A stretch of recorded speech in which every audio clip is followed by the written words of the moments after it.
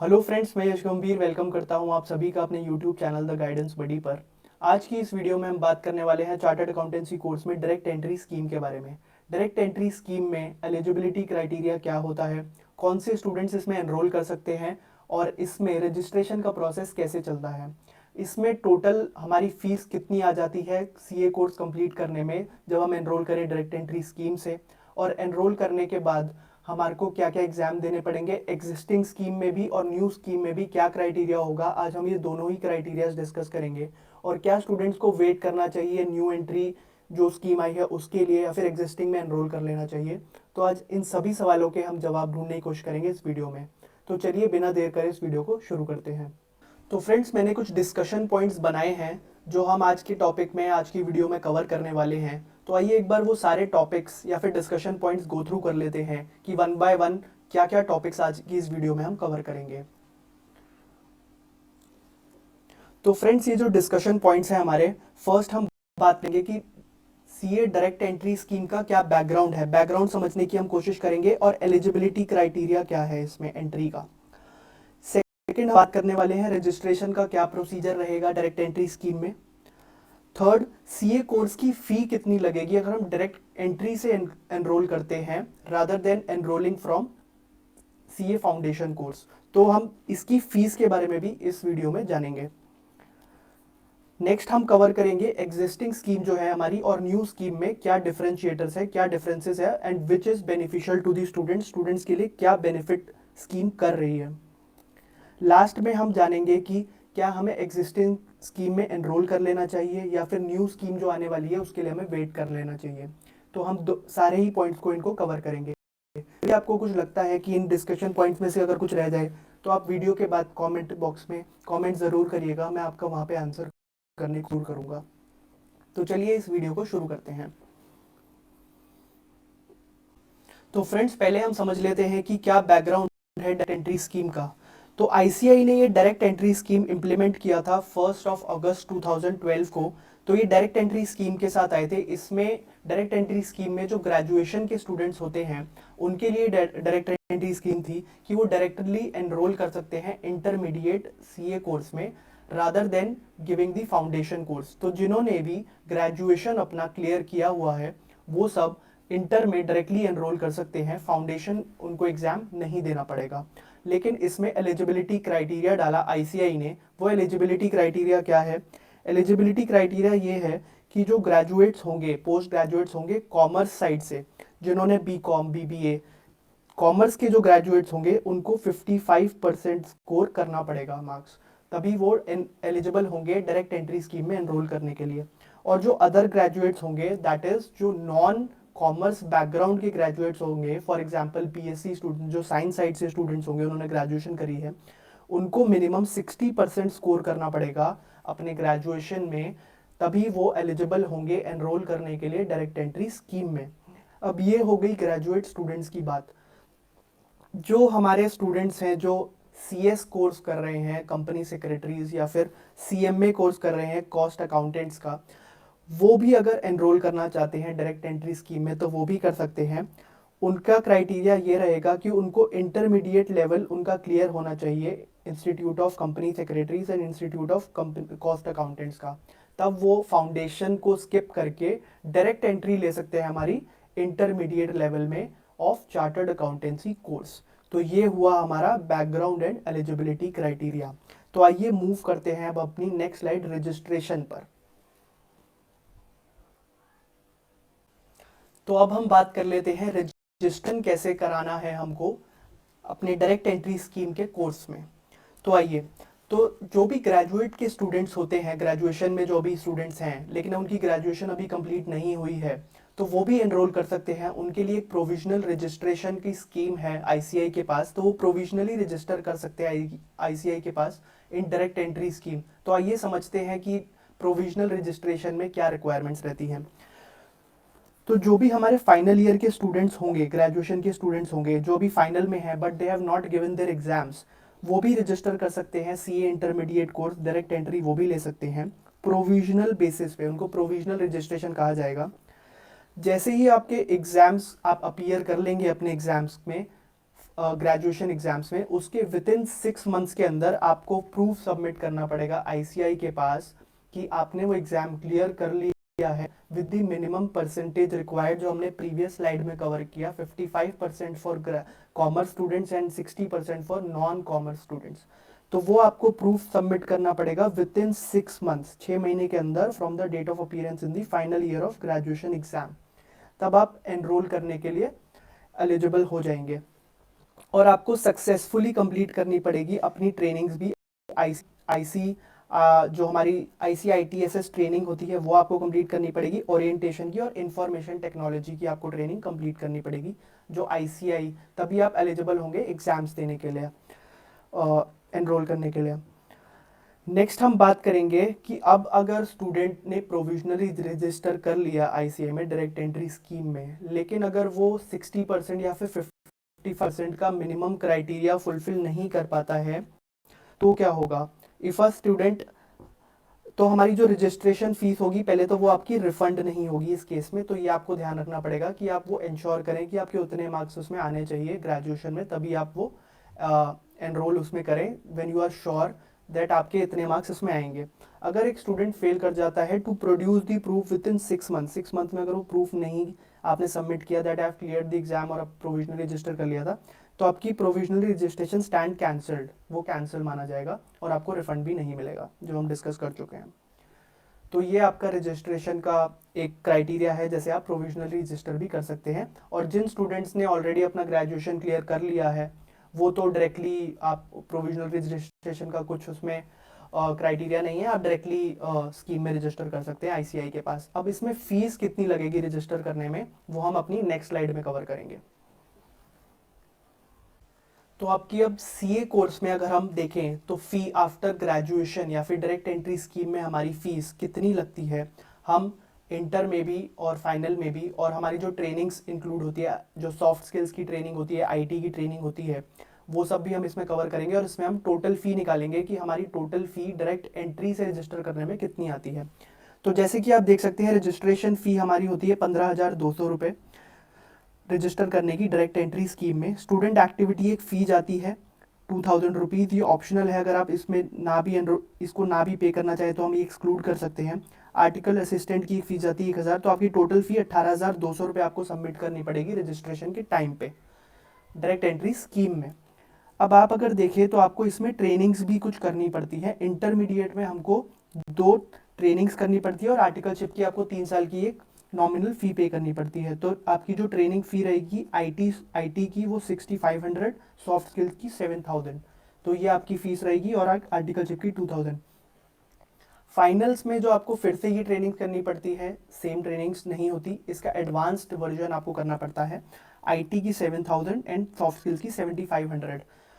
ये ट्रेनिंग्स करने के बाद और इंटर क्लियर करने के बाद आप सीए फाइनल के लिए जब एनरोल करेंगे तो उसकी फ़ी आपको पड़ेगी 22,000 रुपीज़ रजिस्ट्रेशन की। तो अगर हम इसको समअप करना चाहें, आपकी टोटल रजिस्ट्रेशन फ़ी इंक्लूडिंग आपकी बुक्स, मॉड्यूल सब इसमें कवर रहेगा, ट्रेनिंग्स भी आ गई इसके अंदर आपकी, तो आईसीआई को आपको जो टोटल फ़ी देनी होगी, इसमें एग्ज़ाम की फ़ी इंक्लूडेड नहीं है। जो एग्ज़ाम आप बार बार जैसे इंटर में देंगे, जब आप फाइनल में देंगे, जो एग्ज़ाम्स आप देंगे उसकी फ़ी इंक्लूडेड नहीं है, तो वो एक्सक्लूड करके जो आपकी रजिस्ट्रेशंस एंड ट्रेनिंग्स की फ़ीस आएगी that we can say is around 18 + 22, अगर हम इसको भी ऐड कर दें दिस इज़ अराउंड 30,000, तो आपका टोटल फ़ी पड़ेगा 70,000 which we pay to ICI after our direct entry scheme में enrollment. So this is the whole fee criteria. Let's move on to our next slide which is around the comparison existing scheme में और new scheme में हमने comparison किया direct entry scheme में which is beneficial to the students. तो चलिए वो cover करते हैं। तो चलिए अब डिफरेंसेस देख लेते हैं एग्जिस्टिंग स्कीम में और न्यू स्कीम में, दोनों में ही क्या डिफरेंसेस है और स्टूडेंट्स के लिए कौन सी डायरेक्ट एंट्री स्कीम बेनिफिशियल है, जो अभी एग्जिस्ट करती है वो, जो न्यू स्कीम आने वाली है वो। न्यू स्कीम कब आएगी, वो नेक्स्ट ईयर आएगी। आईसीआई ने ये क्लियर कर दिया है कि इस साल तो वो न्यू स्कीम नहीं आने वाली है, तो वो नेक्स्ट ईयर में ही स्कीम आएगी। तो क्या हमको वेट करना चाहिए उस स्कीम के लिए, नहीं, वो हम नेक्स्ट स्लाइड में कवर करेंगे। बट इन दोनों ही स्कीम्स में क्या डिफरेंसेस हैं पहले वो जान लेते हैं। एग्जिस्टिंग स्कीम क्या है और न्यू स्कीम क्या है, दोनों ही जान लेते हैं हम, और कौन सी आपके लिए बेनिफिशियल है वो भी हम डिस्कस करेंगे। तो पहले हम बात करेंगे एग्जिस्टिंग स्कीम के बारे में, जो अभी एग्जिस्टिंग स्कीम प्रिवेल करती है। तो जैसे आप देख रहे हैं, प्रोविजनल रजिस्ट्रेशन इसमें करवा सकते हैं, हमने डिस्कस किया अपनी स्लाइड में। जो भी स्टूडेंट्स अभी ग्रेजुएट एग्जाम किए हैं, प्रोविजनल कर सकते हैं डायरेक्ट एंट्री स्कीम में। इसके रजिस्ट्रेशन करवाने के बाद आपको कंप्लीट करनी पड़ेगी आईटी एंड सॉफ्ट स्किल्स की ट्रेनिंग, जो हमने पिछली स्लाइड में देखा। 7,000 की आपकी जो 6,500 7,000 की फीस है वो पे करके आपको ये 2 ट्रेनिंग्स करनी पड़ेंगी एनरोल करने के बाद। उसके बाद आपको अपनी आर्टिकलशिप बिगिन करनी पड़ेगी। आर्टिकलशिप 3 साल की, अभी आपने एग्जाम्स नहीं दिए हैं, आपको उससे पहले ही आर्टिकलशिप स्टार्ट करनी पड़ेगी एग्जिस्टिंग स्कीम में, और आपको अपनी 9 मंथ्स की आर्टिकलशिप कंप्लीट करनी पड़ेगी बिफोर आप एलिजिबल हो एग्जाम्स देने के लिए।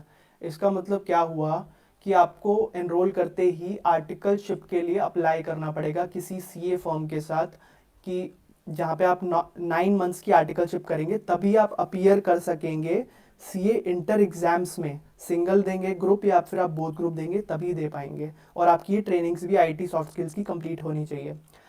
फिर आप वो एग्जाम्स क्लियर करने के बाद अपने इंटर एग्जाम्स, आप जो रिमेनिंग टेन्योर आपका रह जाएगा आर्टिकलशिप का, इसमें आर्टिकलशिप का टेन्योर यहाँ पे रहेगा 3 साल का। 3 साल में से 9 जो महीने आपने पहले ही कवर कर लिए एग्जाम देने से पहले, अब रिमेनिंग टेन्योर जो होगा वो आपको आर्टिकलशिप का कवर करना पड़ेगा, 3 इयर्स। फिर आप अपीयर करेंगे फाइनल एग्जाम्स में, और फाइनल एग्जाम्स जो होंगे आपके यहाँ पे, इसमें total 8 papers are there, 8 papers, 8 paper देने पड़ेंगे। चार चार पेपर आपके पर ग्रुप हैं यहाँ पे। तो ये आपकी एग्जिस्टिंग स्कीम है। अब जान लेते हैं जो न्यू डायरेक्ट एंट्री स्कीम आपकी आने वाली है, अभी नहीं आई है, वो कितनी बेनिफिशियल है और उसमें क्या क्या पॉइंट्स कवर्ड हैं। तो प्रोविजनल रजिस्ट्रेशन आप यहाँ भी कर सकते हैं, जैसे ये चीज़ आपकी सेम है जैसे आपने एग्जिस्टिंग स्कीम में किया था, यहाँ भी कर सकते हैं। अब आपका यहाँ पे एक बेनिफिशियल पॉइंट जो स्टूडेंट्स के लिए ये रहेगा कि आपको यहाँ पे आर्टिकलशिप अपनी स्टार्ट नहीं करनी है। आपको 8 महीने पढ़ाई करके एग्जाम्स देने हैं पहले। वो एग्जाम्स जब आप क्लियर करेंगे, उसके बाद आपको आईटी एंड सॉफ्ट स्किल्स की ट्रेनिंग करने के बाद तब आप अपनी आर्टिकलशिप स्टार्ट करेंगे।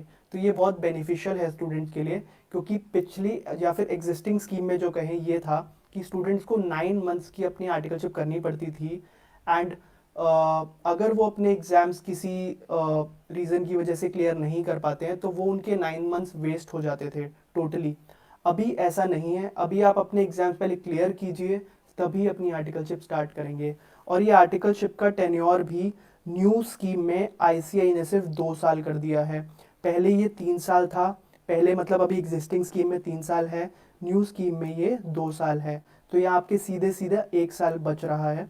और अगर इससे पहले भी देखें, आप डायरेक्टली आपको 9 मंथ्स का जो यहाँ पे टाइम पीरियड फ्रेम मिल रहा है उसमें सिर्फ आप पढ़ाई कर रहे हैं, ना कि आर्टिकलशिप।